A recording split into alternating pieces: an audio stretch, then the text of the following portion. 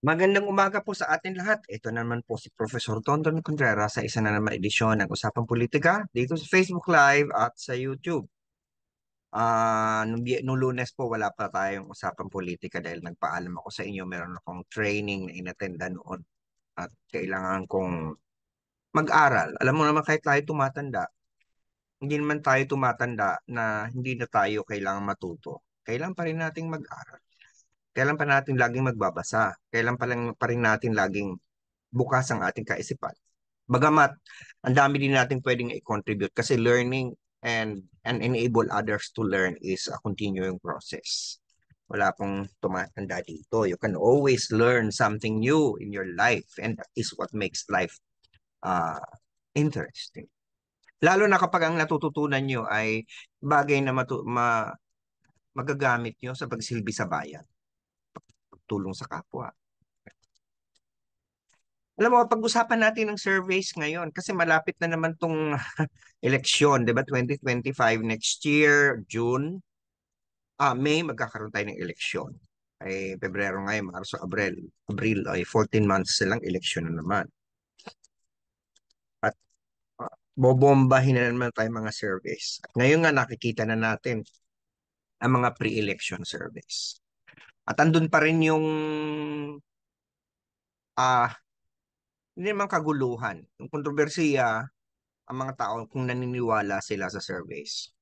Napag-usapan muna natin yung theory. Maging technical tayo. Kasi marami lagi nagtatanong, ang surveys, paano naman niya magiging totoo? 1,200 lang naman ang in-interview. Milyon-milyon Pilipinong botante. Paano naman madidetermine niya yung totoo? O kaya andun pa rin yung laging ako kahit kailan hindi ako natanong sa survey. Ako talaga.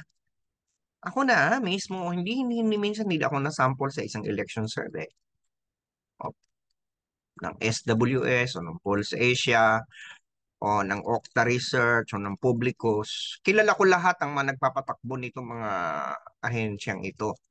In fact, ako na-involved din ako sa isang survey firm, yung DigiVoice. Pero unfortunately, we had to, fold up. Kasi walang nagiging kliyente. Siyempre, mas gusto ng mga politiko ah, yung mga sikat na mga survey firms at yung mga prominent, alam mo naman, ah, tayo hindi naman tayo ganun ka-prominent pagdating sa ganyang larangan. Tanggap naman natin yun. So, walang kliyente. Kasi ang mekanismo po ng service ganito, meron tinatawag na commission at meron tinatawag na non-commission. Ang non-commission, yung mga survey firms na ito ay ito ay sila mismo para sariling pera nila, sariling pondo nilang ginagamit nila to do the survey. Kaya non-commission ang tawag dyan. Maring tanungin nyo sino itong mga survey firms na ito. Andyan po ang SWS, andyan ang Pulse Asia, andyan ang Okta, andyan ang Publicus, at may iba pa. Sa mga organizations, so may mga sariling itong pondo, may sarili silang mga funding agency, kung minsan galing sa mga foundations, mga donations. So they are registered, I would suppose, and they would have financial resources. So yun ang gagamitin nila para sa survey nila. Mahal po magkandak ng survey. Yun namang mga commission, ito naman yung babayaran sila ng isang kliyente. Kunyari isang politiko gustong malaman kung may chance siyang maging manalo sa susunod na eleksyon. Okay? O isang advertiser gusto magpa-survey kung yung produkto niya ay ah, may may bumibili, anong pananaw. Commission yun. Okay? Kino-commission yung survey. So may nagbabayad. At dito may mga nagsasabi na kapag commission survey, pwedeng maging biased. Well, totoo naman yun na pwedeng ako magbayad ng isang survey para palabasin na ako'y nananalo. Di ba? Parang parte ng propaganda.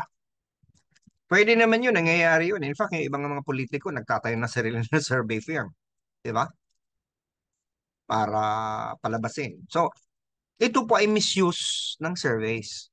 Kasi ako, kung politiko ako, gusto kong magpa-survey, gusto kong malaman yung totoo. Hindi pwede yung gamitin ko lang sa propaganda. gagastos ako ng milyones, tapos sasabihin ko lang sa sarili ko na, okay, ako'y nananalo, hindi di totoo. Kailang alamin ko yung totoong, para alam ko kung ano yung strategy. Hindi ako magpapatapo ng pera para lang magpa-self-aggrandize ang sarili ko.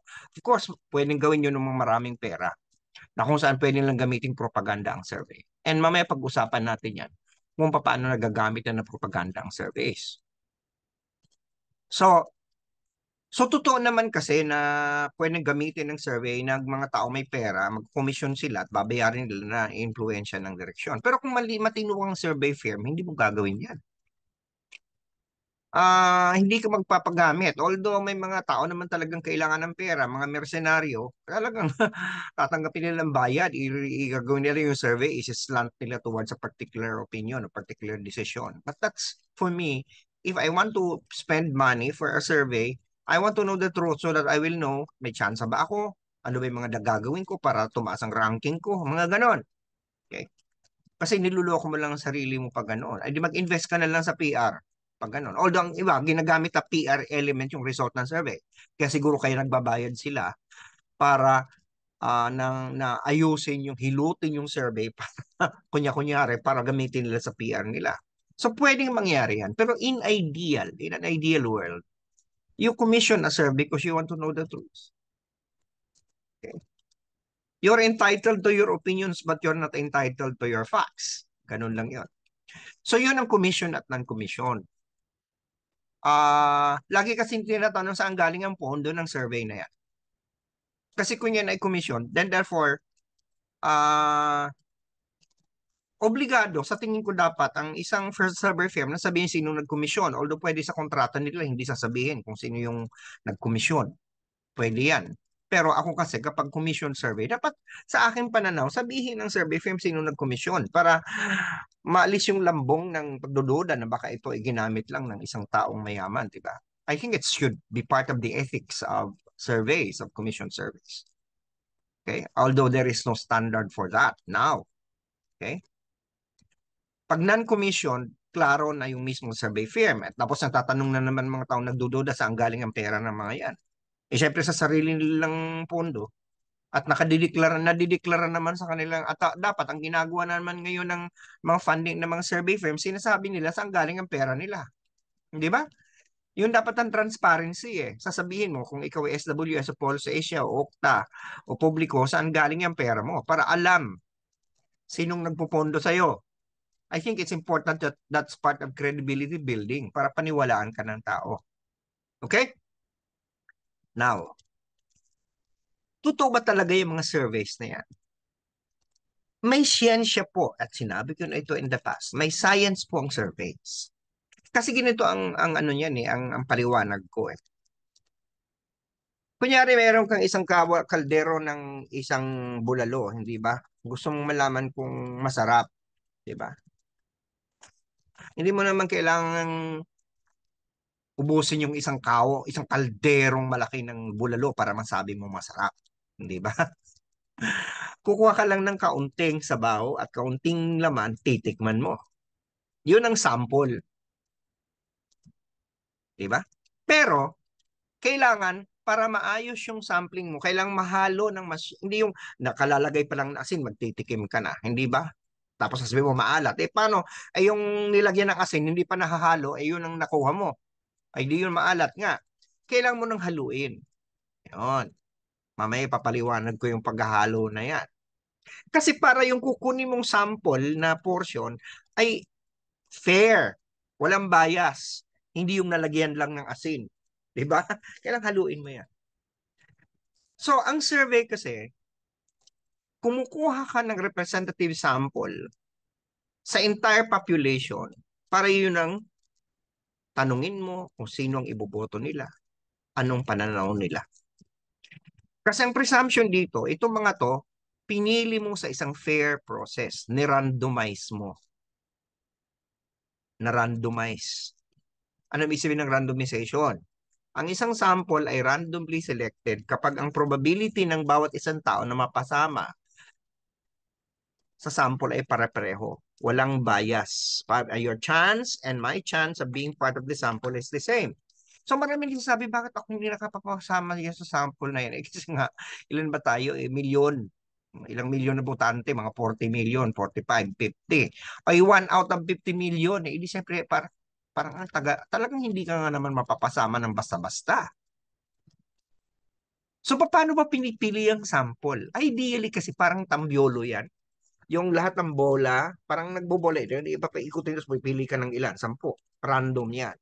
Meron ding random number generator na kung sa bawat isang tao, pipiliin mo ayon sa generate na ano, may number na. Ikaw number 1, number 2, number 3, number 4, hanggang N. Doon sa number 1, sa inyong taong yan, number 2. So meron kang listahan. Tapos, magra-randomize ka anong mga number, kung sino yung lumabas, yun ang titingnan mo sino yung katapat mo na pangalan, yun ngayon ang isa-sample mo. Pero dahil sa isang organisasyon na kung saan 100 lang, 200 lang ang empleyado, mag-randomize kasi may listahan ka ng lahat ng empleyado dyan. Pero kung buong Pilipinas na, parang, although may listahan naman tayo ng lahat ng botante sa Pilipinas, parang ang hirap mag-randomize, di ba? Posible. So, ang ginagawa ng iba, may mga technique sila. Yung tinatawag mga stratified random sampling. Yan. Ang gagawin muna, mag-define mga strata. Magra-randomize muna ng probinsya. Tapos yung mga probinsyang yon na randomize, i-randomize yung bayan. Tapos maya-maya, pag randomize ng bayan, yung namang barangay. Tapos yung once na random yung barangay, yung mga sa random barangay, ano yung presinto. Diba? Doon sa presinto, may listahan na ng botante yan, magra-randomize doon. Okay? So, ganun po ang pagpili. Basta ang importante, fair. Wala kang kinilingan, hindi pwede yung kung sino yung makasalubong mo, yun na. O kung sino yung gusto mo. Kasi hindi yun random. May bias yun. So, yan ang real na survey. Kasi ayon sa statistics, kapag yan ay nagawa mo, para ka na rin naghalo ng isang malaking kawa na hinalo mo na bago mo, o malaking kaldero, paglagay mo ng asin, hinalo mo muna, para yung makuha mong sabaw at yung karne ay katulad ng lasa ng lahat ng parte. So parang gano'n na ang nangyayari. At ginagamit ang randomization, actually, matagal na yung kunyari, ginagamit sa quality control, kunyari may bottling company ka, may Coke ka. Gusto mong malaman, magka-quality control ka. Di ba? Alam naman lahat ng Coke na lahat ng bote ng Coke na lumalabas ay titingnan mo. 'Di ba? Eh syempre magsasample ka lang diyan para malaman mo kung ano yung quality. Lahat ng kasi oras na kunyari ang produkto mo baterya, gusto mo malaman ng life ng baterya. Hindi naman lahat ng kada baterya ang pinoproduce mo ay ititest mo eh. Sampling lang 'yan. So ginagamit na yan sa production. Parang ganun din sa tao. Basta importante ay ang sample mo representative ng iyong population, walang problema. Sapagkat kung ano man yung finding mo diyan ay masasabi mong representative ng buong sample. Ang tawag diyan, makaka-infer ka from the sample to the population. Although may mga probability na maaari ka magkamali, at tawag na mga margin of error, standard error, mga ganyan, hindi ko na ipapaliwanag kasi naman tayo for sa statistics. Diba? Kaya kunyari, bakit na may lumalabas na si candidate A at sa candidate B, ang kanilang difference ay within the margin of error. Ibig sabihin yan, kahit magkaiba ang number nila, kunyari ay yung isa ay 45, yung isa ay 43, ang margin of error ay plus or minus 4. Ay within the margin of error, ibig sabihin yan, pwedeng pareho lang sila, kaya lang nagkaroon lang na iba. Pag sinabing margin of error, yan yung distansya ng dalawang number para masabi mo na ikaw ay mali o tama o magkaiba. Kunyari kung ang pinagkaiba lang naman ng kanilang rating ay plus ng 1 point, tapos ang margin of error mo 2, plus or minus 2. Ibig sabihin yan, 4 dapat ang pagitan nilang dalawa. Aba, ibig sabihin nun, ah, wala palang pinagkaiba statistically. Kaya virtual tie sila. Pero kung outside the margin of error, then ibig sabihin yan, defined yung pinagkaiba nila. Yung margin of error po importante yan. At yan ay lumalaki kapag ang sample mo maliit. Lumiliit yan pag ang sample mo malaki. So, ganun po yung pag-i-interpret. So, may science po tayo pagdating sa surveys. Kaya lang may mga realidad tayong dapat harapin. Kasi may mga pa-survey-survey yan. So, ang tanong, Prof, paano itong sa internet? Mag-survey ka sa internet, mag-online survey ka. Tapos, kung sino lang yung gusto. Hindi po yan real random sampling. Yan po ay convenient sampling na. So, hindi sinasabing bawal ka na mag-analyze ng data na yan. Kailangan mong gumamit ng ibang statistical test para malaman mo kung may significance yung resulta mo.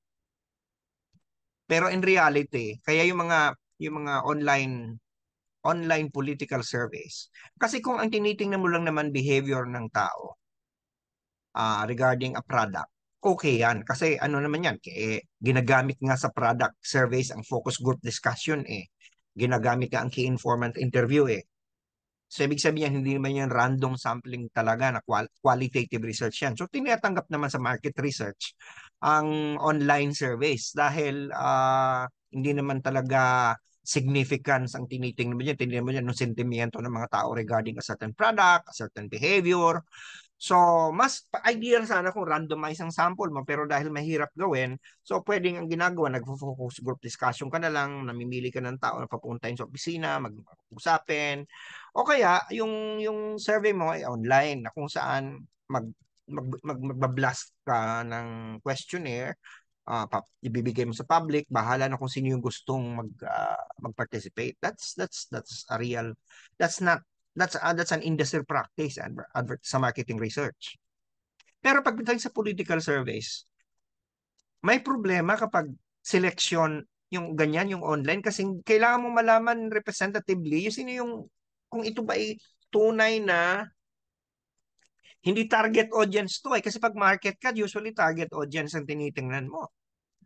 Pero pagdating sa politika, lahat yung botante. So, hindi mo makukuha yung real behavior ng electorate mo kung tututo ka lang sa isang grupo ng tao na may panahon na mag-online. Kasi pag mag-online sampling ka, ibig sabihin niya, yung mga hindi na may access, walang internet signal, walang ang mobile phone, hindi smartphone, di ba? Walang load, hindi makakasama sa sample mo. At hindi na random kasi yung probability ng isang tao na mataas ang signal at maganda yung phone, mas mataas siyang mapapasama sa survey kasi gusto niya doon sa mga taong walang interes o hindi nakabasa nung mo doon sa online post mo na nag-imbita ka ng mga tao na ano. So ganun din yung pag-interview kapag ikaw ay may telephone. Kasi pag telepono naman, paano mang walang telepono? Although ngayon, ang ginagawa ng iba dahil talamak naman ang mobile phones, di ba? May mobile phone ka. Nirarandomize nila yung mobile phone tapos tatawagan ka. Kung may sumagot, ikaw na yon, di ba? Pag wala sumagot, generate ko ulit ng bago. That is an acceptable, Yung nga lang, acceptable strategy na rin yan, yung phone interview. Ang problema naman sa phone interview, mamaya babanggitin ko, ay hindi ka nakaka-assure kung totoo yung kausap mo. Baka naman niluloko ka lang. At yung pagsagot kasi ng mga tao, minsan, hindi ka sasagutin. May mga tao na tamad na. May mga tao na ayaw nang sagutin. Hindi ba? Kasi ang survey, in the ideal sense, is supposed to be face-to-face. Yung pupunta talaga yung question, nagtatanong, pupunta sa community at tatanungin yung tao. Yun ang talagang sigurado ka. Kaya lang imagine, kikilos ka sa buong Pilipinas. At saka, ito ang sistema na gustong sabihin sa inyo. Ang SWS, saka Pulse Asia, hindi naman sila talaga ang nagge-generate ng kanilang, hindi sila ang nagge-generate ng data nila eh. Meron silang kinokontract na service provider na taga-gather ng data sa field. So meron kang server firm, sila lang ang taga-analyze, pero yung taga-gather ng data, ibang service yan. Mga may mga data trends, mga ganyan, sila yung taga-kuha ng data mo all over the Philippines. So, yan ang isang kalakaran sa industriya. Ngayon, with the online surveys happening, there are service providers, they already have what is called a database. Meron na silang cohort. Meron na silang all over the Philippines, nag-pre-sample na sila ng mga tao at yun na ando na yun sa kanilang listing. So kunyari, gagamitin ko yung company X na kayo mag-ano ng data. Sa halip na pupunta sila ngayon sa field, meron na silang listahan, doon na sila mag-randomize. At yung listahan naman na yun, na-randomize nila yun. Randomly selected yun, pero doon sila mag-randomize. So sa mga taong yun, na may contact na sila. Contact nila either phone, or alam nila kung saan nakatira. Kung yun na lang ang pupuntahan nila. Hindi na yung buong entire Philippines ang kanilang gagulugarin. Pero itong pool na ito ng possible sample, na-sample din nila yan before. So, two-stage ang nangyayari. Now, mayroong isang sistema na kung saan ang face-to-face sampling, ano, na kung saan talagang makikita mo may pagkaduda din. Kasi ang ginagawa ng iba, kung face-to-face, kasi pupuntahan mo talaga yung ano mo. Kasi ginagawa to ng ano, ginagawa to ng iba na kunyari, ang study mo gusto mo mag-randomize sa mall. Yung mga pumunta sa mall, di ba? O kaya sa campus, yung mga pumapasok ng UPLB. Kung mall, madali kasi pwede mong tingnan sa gate sino ang pumapasok. Every 10 person, yun ang interviewin mo. Di ba? Tapos mamaya after the interview, magbibilang ka naman pang 10, yun ang kunin mo. Well, that is one way of randomizing, but it is also called convenient sampling kasi hindi mo naman talaga na-randomize. Kaya lang, yun nga lang ang problema. Pag-aaralan mo ang mall, ang mga pumupunta sa isang mall, hindi wala namang dito, hindi determinate ang listahan ng mga taong pumunta sa mall sa isang araw. Hindi mo alam kung sino pupunta dyan eh. Kaya that itself is a random phenomenon. So kung nagma-market study ka naman, at ang purpose mo alamin kung ano yung produktong inaano nila, definitely ang gusto mong matanong yung mga malimit pumuntang mall, 'di ba? So may ganyan.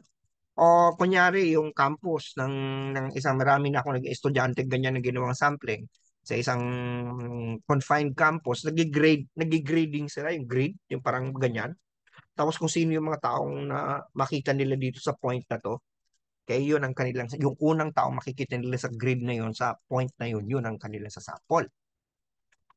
Nangyayari yan kahit sa political surveys kasi ang ginagawa, nira-randomize nila yung lugar.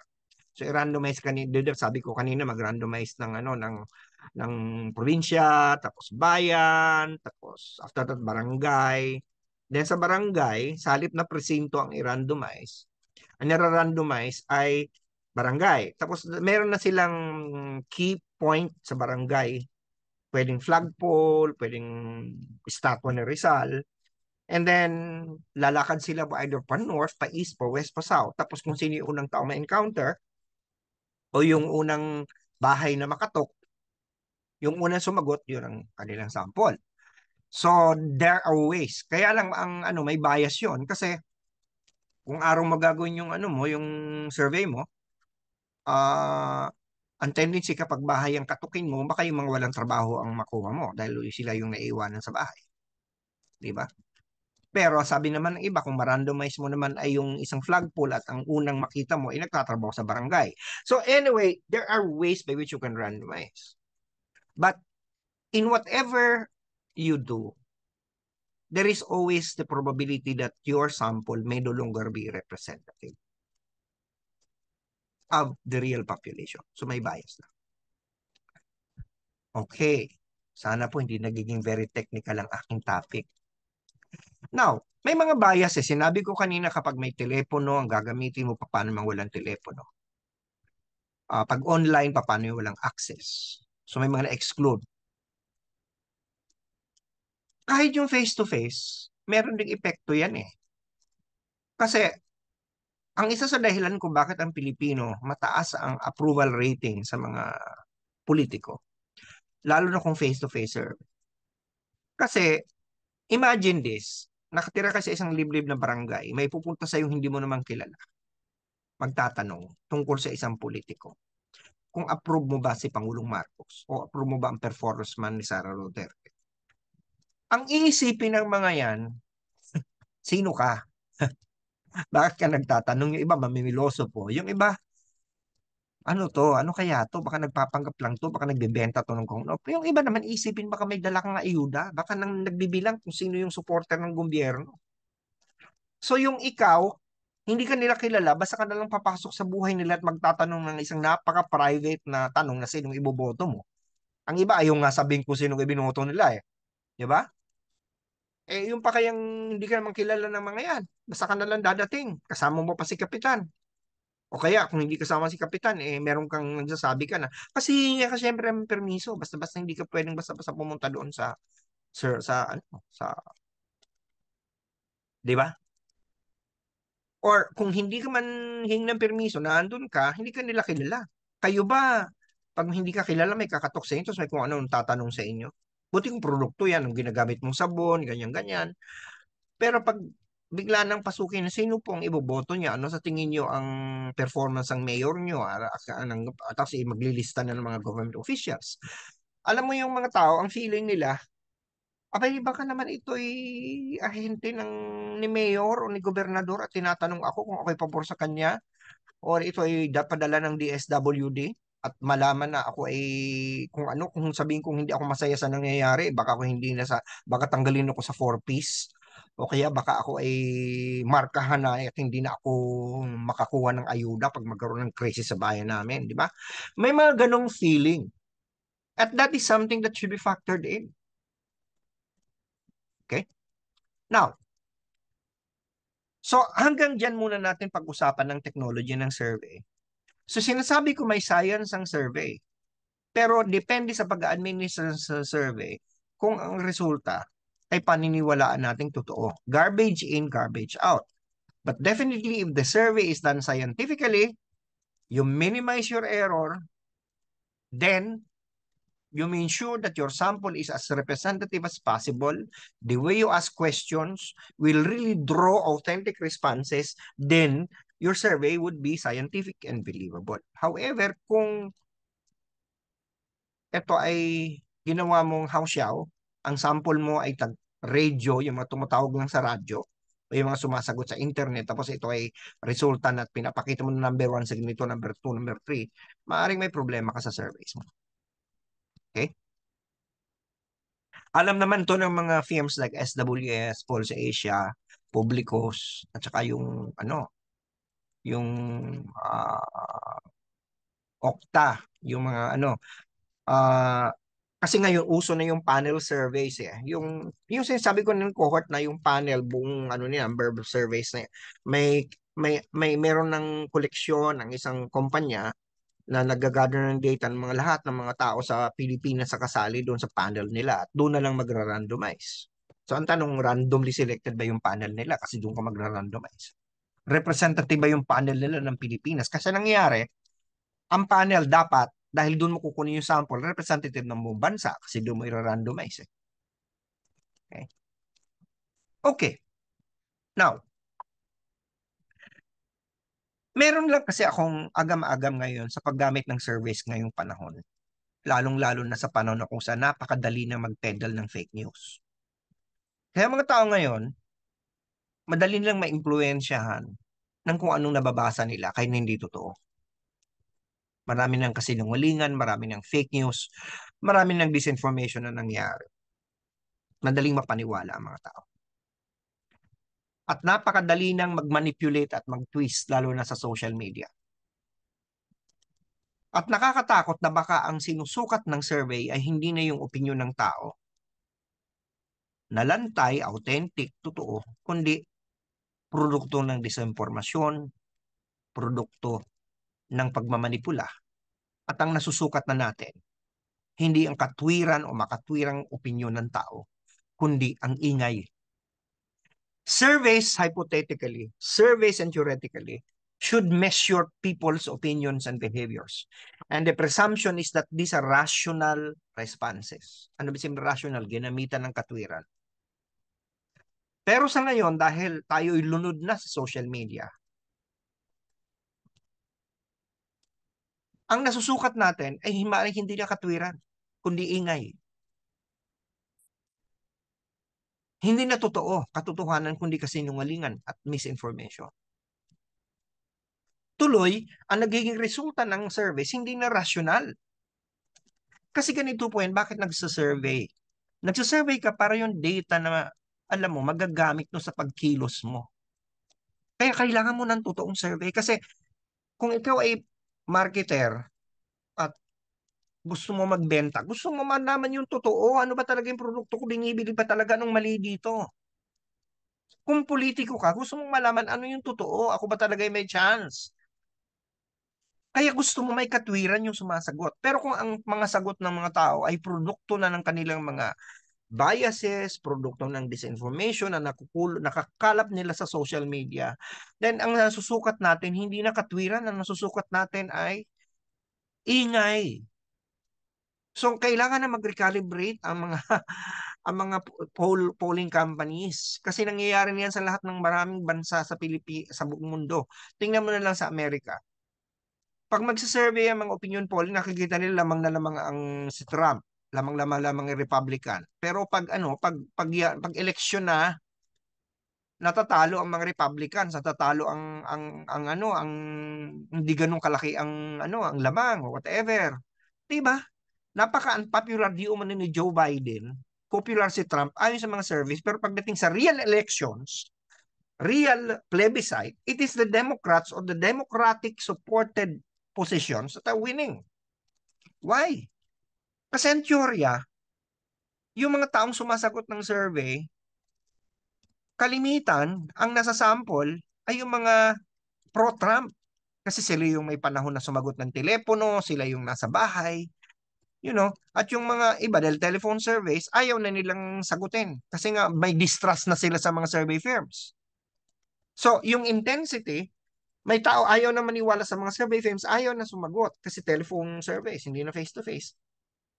Yun naman mga gusto mag-propagate ng fake news, disinformation sila yung talagang sasagot ng survey. So meron namang irrational findings.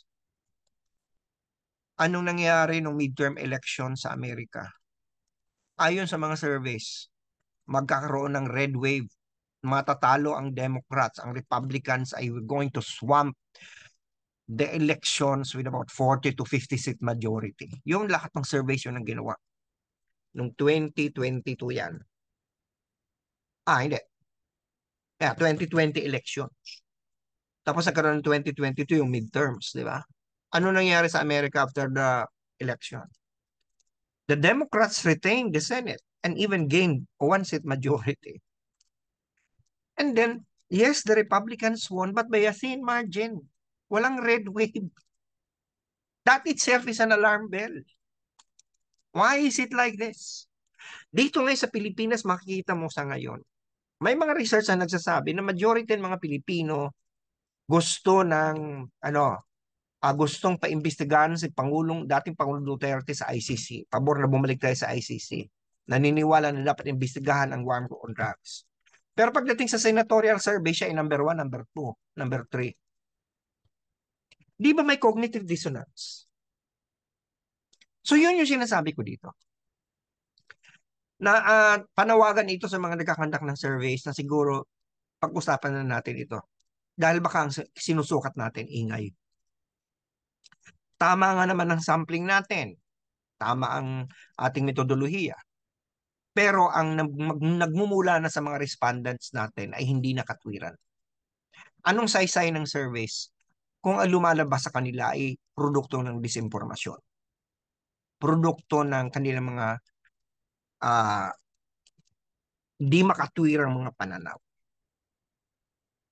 At ito pa ang panganib. Pag ipinablicize natin yung survey na yan pa ay further mag-feed into the narrative of a noise. Kasi gagamitin na rin yung resulta ng survey na nag-reflect ng ingay to further the ingay para madagdagan pa yung disinformasyon, madagdagan pa yung walang katwiran. So I think it's a call for SWS, Pulse Asia, Okta, all these other research firms. So, to rethink. Baka kailangan bumalik tayo doon sa basic focus group discussion approach. Kasi sa FGD, naandun ka, kausap mo mga 3, 4 o 6 na mga tao na representative ng particular cohort at mapoprobe mo sila. Ano ba dahilan, ganito. Baka yun ang pangsokla. Kasi tayo naman sa social sciences, meron tinatawag na triangulation. Hindi ka lang aasa sa isang source ng data mo. Kailangan mo ring bigyan ng Kasi kung survey lang yan, isang method lang yan. So meron tayong tinatawag na key informant interview, meron din tayong focus group discussion. Di ba? Baka naman kailangan nating mag-KII na at mag-FGD na para pang validate ng resulta ng service. Kapagkat ang sinusukat dapat natin ay katwiran, hindi ingay. Okay? Sana nakapagturo ako sa inyong kaisipan, na-plus ko yung mga puso at napabago ko yung panahon sa buhay kahit konti lang, lalo na sa usapang politikal. Dahil sabi sa akin ng Lasal, teach mind, touch heart, and transform lives. At sana nakapagsilbi ako sa bayan dahil sabi sa akin ng UP, sir. Wala. Okay? Kita-kita na lang ulit tayo sa Biyernes. Ingay po tayo lagi. Sige, sana po may natutunan kayo sa akin ngayon. Nakapagsilbi ako. Lagi kong sinasabi, UP naming mahal, Ani mo Lasal. Kita-kita po tayo sa Biyernes. Bye for now. Stay safe. Health is wealth. Bye.